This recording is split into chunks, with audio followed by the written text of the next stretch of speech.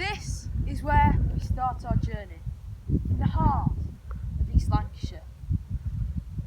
475 miles away from Flanders Fields in Belgium.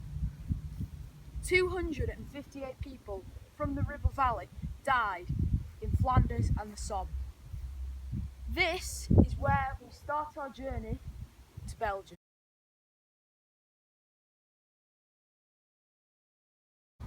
Harry Caris was the youngest of the soldiers. He was a corporal in the Royal Field Artillery. Norman Singleton was a sapper in the Royal Engineers, and Isaac Wood was a company sergeant major in the East Lancashire Regiment. This is Westview, the birthplace of Harry Caris. So here we are, at number 27 on Westview Street. Harry Caris was born at this house in 1887.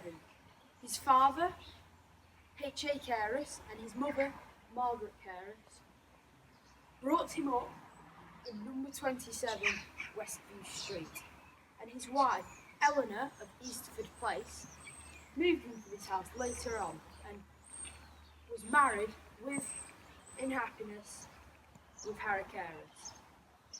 My sources tell me that the Ishmaels, who have been in this house for over 80 years, bought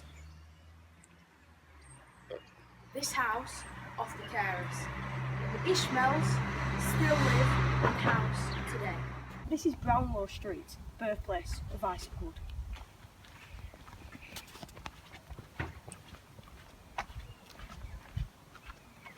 So, here we are, 93 Brownlow Street, birthplace of Isaac Wood in 1886, to his parents Thomas and Margaret Wood, who later moved to Eastford Place in Clitheroe, which has now, our sources tell us, been knocked down.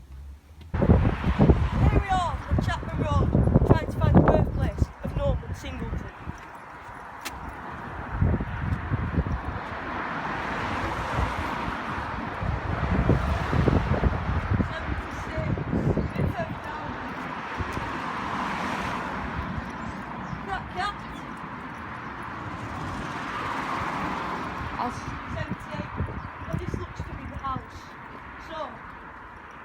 So, here we are, 68 Chapman Road, the birthplace of Norman Singleton.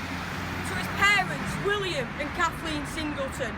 He's the husband, well, he was the husband, of Maggie Singleton, who he later moved to Salt Hill Road. He was a sapper for the Royal Engineers, and this is the place he was born and grew up in. So here we are, just a few hundred metres away from Chapman Road, number 68, and here is where Norman Singleton moved to later on. So, number 24.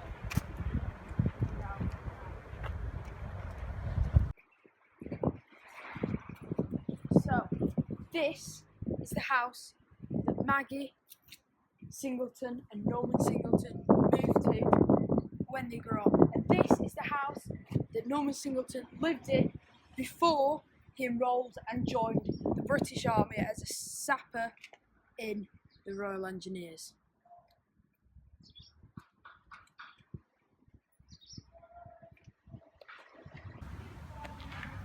Hello. So, here we are. I know what you're thinking. What's this? Just a bit of grass with a few flowers in it, but no. This is the site of an old ammunitions factory. So, where are we? Lawmore in Clitheroe. Interesting fact, Lawmore used to be a separate village to Clitheroe before the war. Well, it was actually a separate village after the war, but then they conjoined. So, my friend was asking me the other day why there's a separate church, separate community club in the section of Clitheroe that is Lawmore, and it's because it used to be a separate village before houses started being built, and eventually they just came together. So, this, where we're standing here, is the exact site of an old armament factory that made weapons for the First World War. And just at the back of these houses that you can just see now, there's actually a couple of rows of streets that were specifically built for the factory workers at the armament factory. So these houses then, they're looking quite old, and that's because they are old. This is almost really close to Eastford Place, the site where Isaac Wood and his wife lived together. So next time we'll see you, we'll be talking about Isaac. So here we are at St James's Church in Clitheroe, but we'll go to that later. And as you may see in the surrounding area, there is lots of terraced houses which were designed in the 1800s. These houses were designed to fit a lot of houses into a very small, compact area. These houses have lots of back streets running down them and cobbles. So, me and George have been doing some research at our local library, and we have found some certificates from the Public Record Office, which this one is from 1886, and this shows the record of when Isaac Wood was born. And this later one, which was in 1903, and this will have Isaac Wood and Thomas Wood, Isaac Wood's dad, on this register. So, back to the relevance of why we are at St James's Church. This is the place where Isaac Wood, the company sergeant major from East Lancs Regiment, was christened. So, he would have walked along these very steps to go into the church to be christened. Here we are at Clitheroe War Memorial, the place which commemorates those 258 soldiers who were from Clitheroe and died in World War One. So, as you come closer to the War Memorial, it reveals on 4 plaques those exact 258 names that died in World War One. So, as you come closer, you may actually be able to see those names of relatives and long-lost relatives on these plaques. So, as you can see, Norman Singleton, the sapper from Chapman Road, and he was in the Royal Engineers.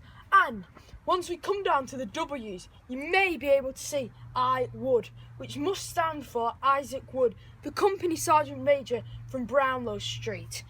So, as you come round here and you look into the C's, you see H. Caris, which must mean Harry Caris from West View Street. He was a corporal in the Royal Artillery. So, here we are, just behind the cenotaph in Clitheroe, looking out over the view. But before I talk to you about that, I just want to bring you over here. And as we pass the cenotaph, you can actually see the poppies and the crosses that have been put in the ground to commemorate the soldiers. So, moving on. Here is Pendle Hill, and beneath it is the lovely town of Clitheroe, where the soldiers were born and raised. It really makes you think, what if I was one of them soldiers over 100 years ago? What if I was one of them who went and fought in the Flanders and the Somme? These really brave soldiers were born in this town here. They were raised by their parents, and they travelled the long journey to Flanders to fight in the battle. So, talking about Flanders, the next time we will see you will be in Belgium.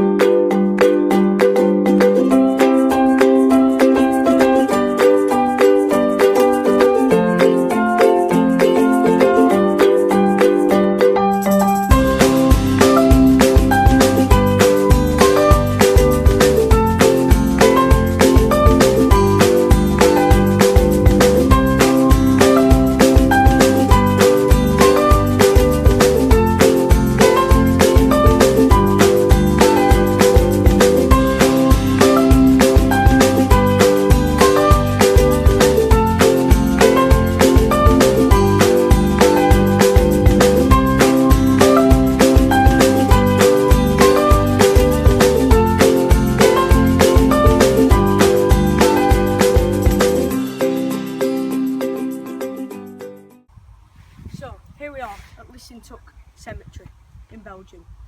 So, last time we saw you was at the cenotaph in Clitheroe. over 450 miles away from this spot.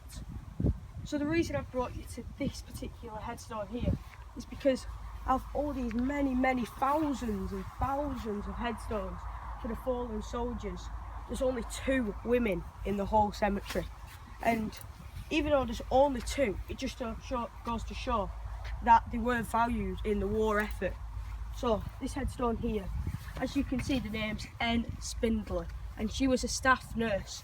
And you might think from that, oh, name's maybe Nathan or something, might be a man, but no, it says down here at the message at the bottom, because all graves normally have a message even though they cost more to put on, and it says a noble type of good heroic womanhood.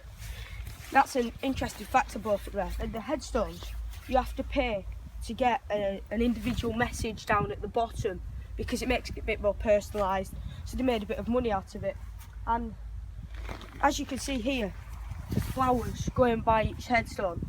I've learnt today that the Commonwealth War Graves Commission only really, they have about 4 cemeteries where they are sort of fully funded and they plant all the flowers themselves. I mean, people can come plant their own flowers, but Commonwealth War Graves Commission in Lijssenthoek and a few other cemeteries plant flowers on every single headstone to make it look appealing.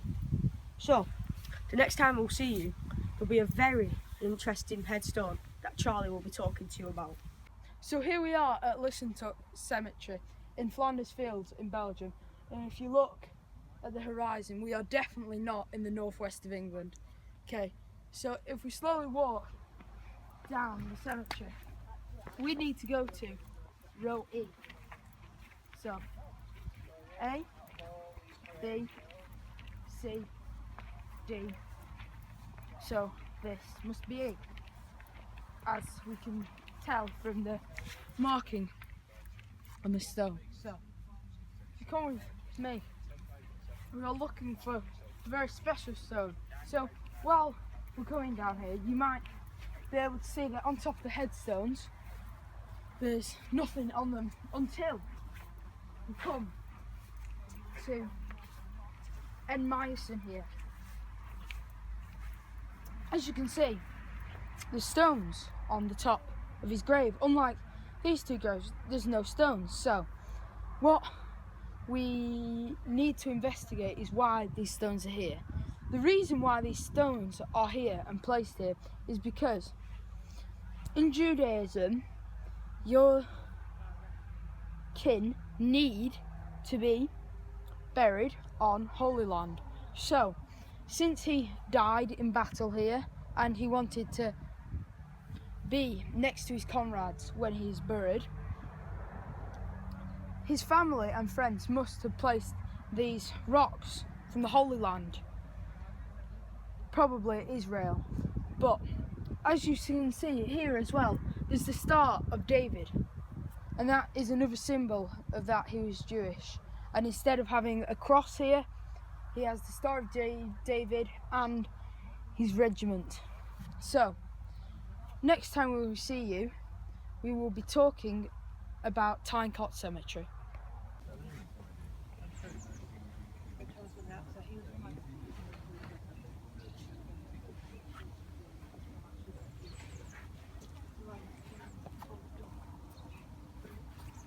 Hi, George here. Here we are at Tyne Cot Cemetery. I just want to draw your attention to the cross in the middle of Tyne Cot, just over there. So that is the site of an old German bunker which the British, the French, the Canadians were trying to attack up the hill and successfully gained it. So here we are, come with me.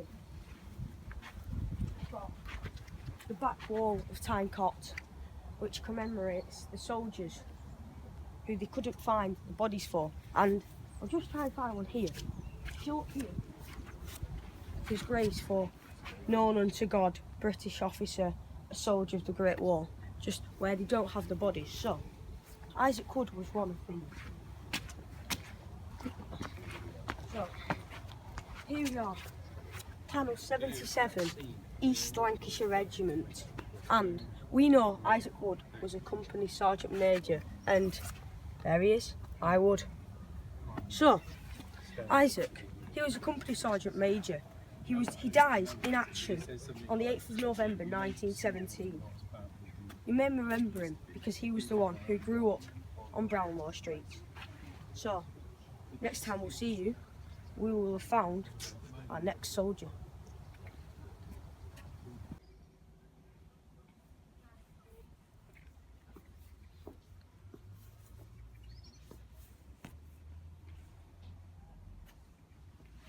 So, here we are at Tyne Cot Cemetery.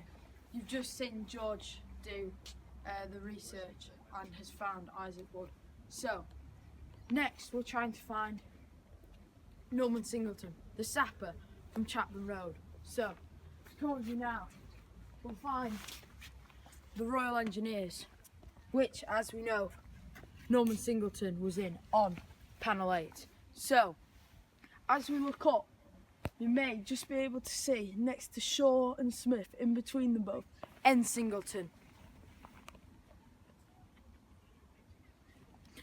As you know, Norman Singleton was a sapper. He died in this area on the 25th of April, 1918. Hi there. So, here I am, Menin Gate, Ypres, Belgium. So if you just look to the right here, you'll be able to see the housetops of Ypres.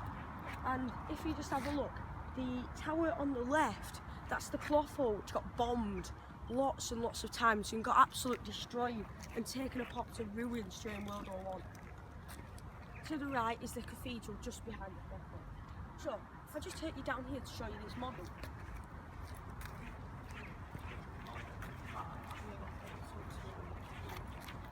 This is a replica model of the Menin Gate.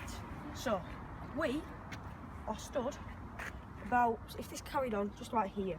So we've just gone down them steps just there, if you just can see that.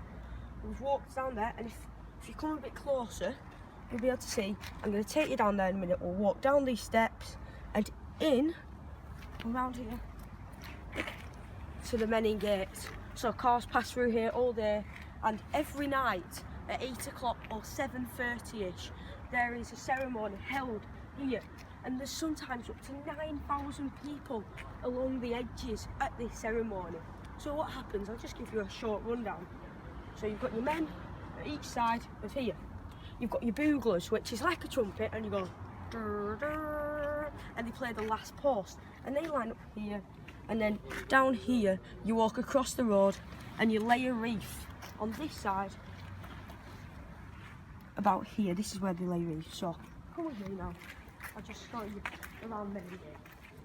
So what's Menin Gate for? Well, it's to commemorate the soldiers who died here of the British Empire and who have no known grave. So just come down here. Well, we'll go down this way. So as you see, all these names of the wall: Canadian, Canadian, Canadian. Canadian Mounted Rifles, Worcestershire, Gloucestershire, and if you come down here, there's even East Lancashire near us. And if you just carry on coming down the steps here, you'll be able to see wreaths that have been left by schools that have come to visit here. So here we are, Menin Gate. Menin Gate here. All the names on the sides. Just come down the steps, just one final look. Wow, just look at it. Wow, just look at how high the roof is. Just look at all them names on the wall.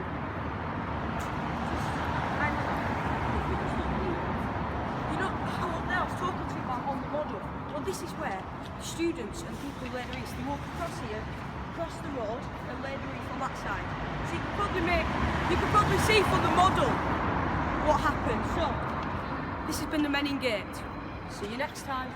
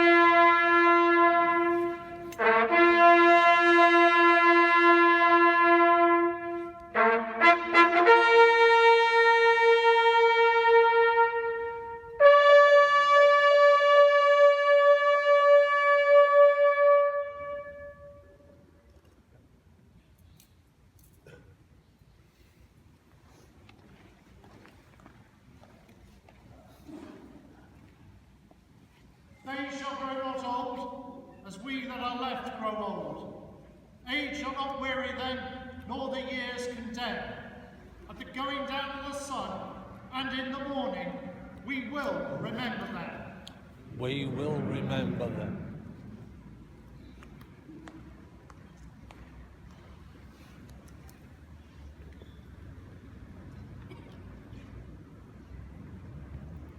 So here we are on day 2 of our tour of the battlefields in Belgium. As you have just witnessed, we have just been to the Menin Gate ceremony. Here we are with a serving soldier that did the ceremony. So, what rank are you? I'm a corporal. And what's your name? It's Clayton. Could you tell us what regiment you're in? I'm currently serving with the 2nd Battalion, the Duke of Lancaster's regiment, and they are based in Wheaton Barracks near Blackpool. Who have you been with before that? In what way? As in your battalion? Right. When I joined up in 2004, I passed out the training in ITC and I joined the King's Own Royal Border Regiment. What tours have you been on with the army? I've done 2 tours of Iraq and then I've done another 2 tours of Afghanistan. Where have you gone where you've not been sort of operational serving? Sort of gone away on exercise, for example. Well, I've been to Belize, which is in Central America, and that is jungle. I've been to Canada, which is mass prairies, just rolling hills of grass. I've been to Kenya twice, which that is just shrub and it's very hot. But I've also done other stuff like bobsleigh. You know, you've been bobsleighing in Austria, a place called Innsbruck, and in Italy, northern Italy. Why did you become a soldier? Well, I always liked the army when I was a kid. Never really thought about joining. But I started getting into a little bit of trouble when I was about 15, 16 onwards. You know, and I realised that when I was about 21 that I think joining the army would be the best thing for us. Where's the best place you've sort of visited, like, away from the operation? That's a good question, that. It's northern Italy, where we went bobsleigh, brilliant. Second to that is Innsbruck in Austria, absolutely brilliant. Could you tell us about your medals? Well, yeah, I've got 4 altogether, but I'm only allowed to wear 3 because I've got the Queen's head on it. You're only allowed to wear one with the Queen's head on. That's my first tour medal. That's got that as a private soldier when I went to Iraq in 2006. The second one there is when I went to Afghanistan in 2011. And that one there is at the Queen's Diamond Jubilee. We've recently just had a Diamond Jubilee, and if you were a serving soldier in 4 years, you got presented one of the medals. What are your sort of future plans like? What rank do you want to become more? Well, hopefully on the time scale, I should get Sergeant Major. If I do the right courses, stick in, work hard, I should get Sergeant Major. Thank you very much for that. Oh, no problem, thank you very much. Cheers, thank you. So here we are at Lijssenthoek Cemetery, which is a German cemetery, this time not a Commonwealth war graves. So, some key features how it is different. For starters, the headstones aren't up and wide like the Commonwealth. They are down on the floor and they are black. My sources tell me that 20 people are normally buried in those pits. There is 45,000 people buried here, and 25,000 of them are buried in that mass pit over there. This cemetery is to commemorate the German soldiers that fought in World War One. Hitler came here when he first conquered Belgium, and he came here with all his troops and spoke to them about the disasters of World War One. And sadly today, since the cemetery is closed, we can't go in this building here, because in this building it has in one room names of soldiers that the Kaiser sent to the battlefront who were only 14, 15 and 16. He went into those schools and got those kids out to fight for Germany. Imagine how that must have felt. So here we are with Lijssenthoek Cemetery Memorial on the Western Front. So if you just follow me, we are near the Somme, and as you look out over the fields, you can see very flat land. So I'll just direct your attention over here a second. There's a memorial plaque on the floor, which is in remembrance of the religious prayers held for the spiritual emancipation of the souls of the Indian soldiers fallen in the European and World War. So, what is this memorial for? Guys, over here. Well, it's for the 4,700 soldiers who died on the Western Front fighting for the Allies. The Indians, the Bangladeshis, the Pakistanis, all died in these fields here. And it just goes to show how much of an influence they had on our war. People think, oh yeah, it was just England, France, America near the end, but no. All these little countries, Canada, Bangladesh, Pakistan, India, they all played their part. And this memorial is to dedicate to their lives and why they fought for the country. So, one last thing, if you can look at here, it just shows the multicultural variety. It says on the actual stone, it says God is one, his is the victory. And underneath there's a very famous Arabic saying. And underneath you've also got many different languages, which just shows how it wasn't just a European war, it was a world war. So, see you next time. So here we are in the Somme, in France, not in Belgium anymore. So here we are at Tyne Memorial in the Somme. We're here to find Caris, who's in the Royal Field Artillery and who's a corporal from West View. So, if you look up to 1A, you will see Royal Horse and Royal Field Artillery. The reason why horses were used in the Somme, unlike Belgium, was because of the slopes. This meant that the horses could get up to the trenches quicker. Okay, so if we come closer to this plaque, we will see corporal. Now then, corporals were in charge of a section of 12 men. Okay, so if we look down to H. Caris, you may be able to see him.